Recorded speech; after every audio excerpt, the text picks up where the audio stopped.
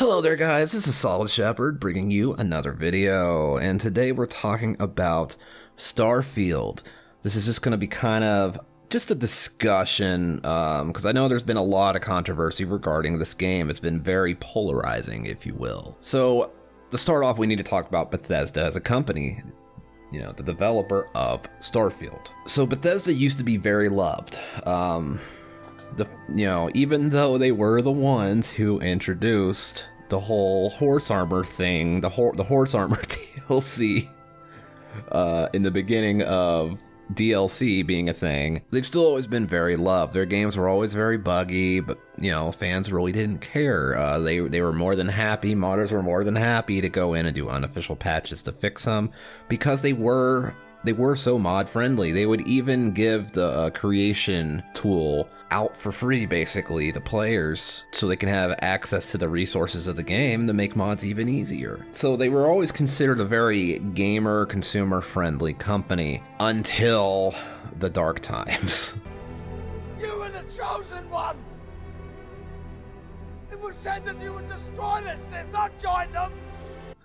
So they started trying to monetize mods at one point, and a lot of the early attempts, if you are not aware, like even the modders themselves were not happy about the monetization efforts of their work, and they were very anti-consumer, so they'd go away, they'd say, okay, we won't do it, and then they came back eventually with the Creation Club, which a lot of modders don't even like. Now some do, some use it, but a lot of them don't like it. They'd rather still just post it on like the Nexus and stuff like that. But with the whole Creation Club thing, that's when people started really becoming wary. You could see Bethesda slowly kind of turning into the EAs and Activisions of the world. A greedy, money-grubby company. But where it got really bad was Fallout 76. I don't need to go over all that. We all know Fallout 76 is just a gift that keeps on giving. They just keep on doing stuff wrong, and then they do it wrong, and then they do it wrong, and then they do it more wrong, and then they fix something and then they break it and they do it wrong. And they've really kind of thrown away all goodwill from players. Their social credit score, if you will, with the community, with the fans, with the players, is all but gone now. So for many people, Starfield is the last chance saloon for Bethesda. If they mess up with that, we don't care about Elder Scrolls 6 anymore. That's my personal take on it anyways.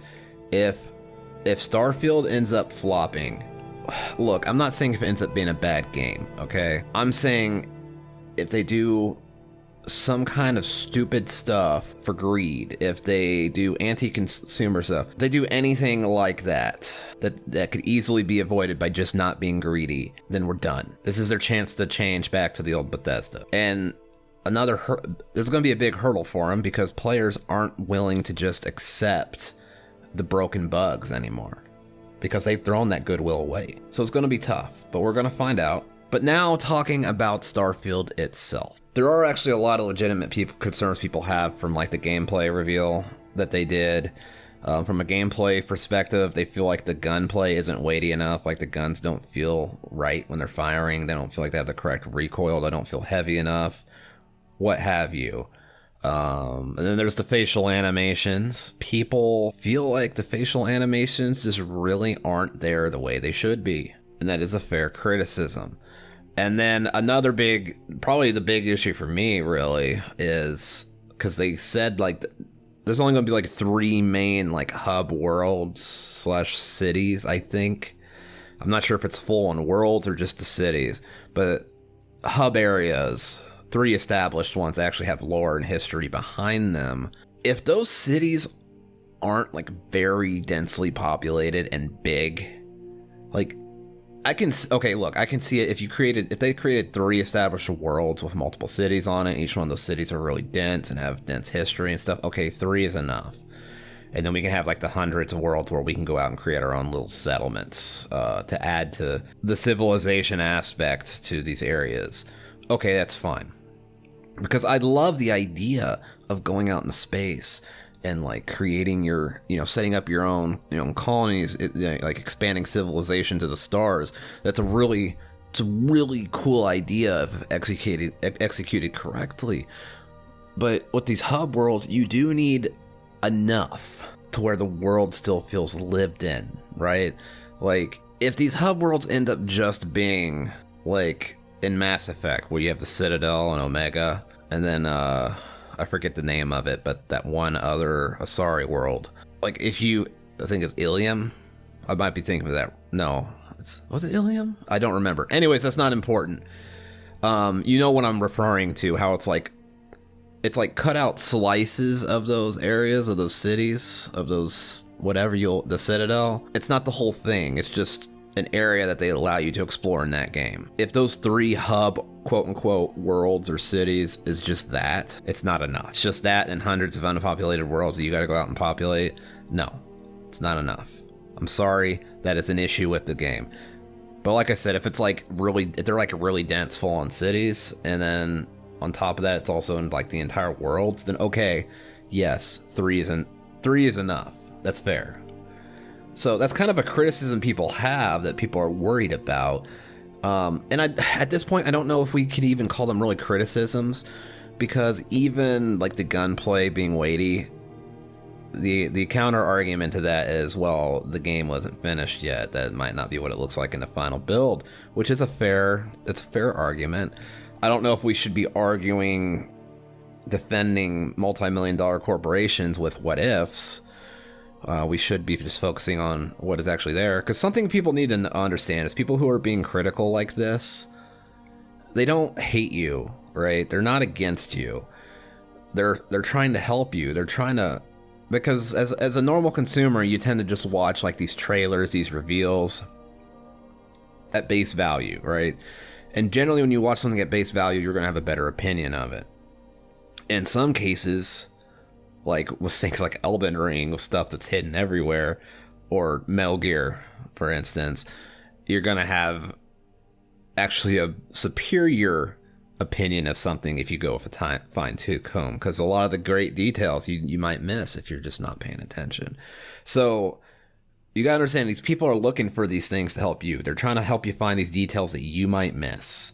Okay, so either you can be informed of something good, or you can be informed of something bad that you might not have noticed. They're trying to help you be able to buy and, to make an informed purchase decision. They're not your enemies, they're your friends. Okay, so that all being said, the argument can be made that some of these things will be fixed. The facial animations will be better in the final build. The gun animations will be weightier in the final build. And we don't know what the hub worlds are going to look like. We don't know if they're going to be full-on dense worlds of dense cities, or if they're just going to be cut areas. We don't know that. So I wouldn't call this as much as a criticism as much as a conversation about if it's this, and this, then I think it'll be good. It'll be really good. But if it's this, and this, it'll be really, really bad and not worth the 60, 70. No, it's Xbox, so it's going to be $60. Because so far right now, and maybe I need to make a video about this, but PlayStation is really the only company that's trying to charge people $70 for new games. So far as I've seen, Xbox is still at 60. Plus they have Game Pass. Sony's really been messing up. Like, man, whenever companies get far enough ahead of the competition where they feel comfortable, they start really screwing their customers. Like, holy crud. Anyways, because there's no reason for games to be $70. Most sales, it seems like nowadays, because people have given up on physical, sadly, are digital. So like you're cutting out, like, you don't have to ship the physical copy of the games. You don't have to print the disc. You don't have to make the box that it comes in, or any of that. I'm going to make a video about this because I want to talk about this. But anyways, yeah, so that's where we're at. The concerns about established lore areas, built worlds and stuff only being at 3 is a legitimate concern if they're not like full-on worlds and they're just like little vertical slices cut out first experience like Mass Effect was. 3 worlds is not going to cut it if that's all it is, and you just expect us to go out in the universe and build everything else ourselves. If the gunplay isn't made weightier and it's still just floaty like it is in Fallout, that could potentially be an issue. If the AI, because a lot of people saw it, reveal stuff and saw the AI, wasn't too pleased with it either. Thought the AI looked kind of dumb. So if the AI isn't better, that could be a concern for some people. Me, I personally don't care. I've always enjoyed being able to just mow enemies down, make them look stupid, make me feel smart. It's not that big of a deal to me, but it is a big deal to certain people, which is understandable. That's fair. Anyways, let me know what you guys think in the comments section down below. If you liked the video, please consider liking and subscribing. And if you want to support me directly, I will have a link to my Patreon in the comment section down below. And as always, guys, this has been Solid Shepard, and until next time, I should go.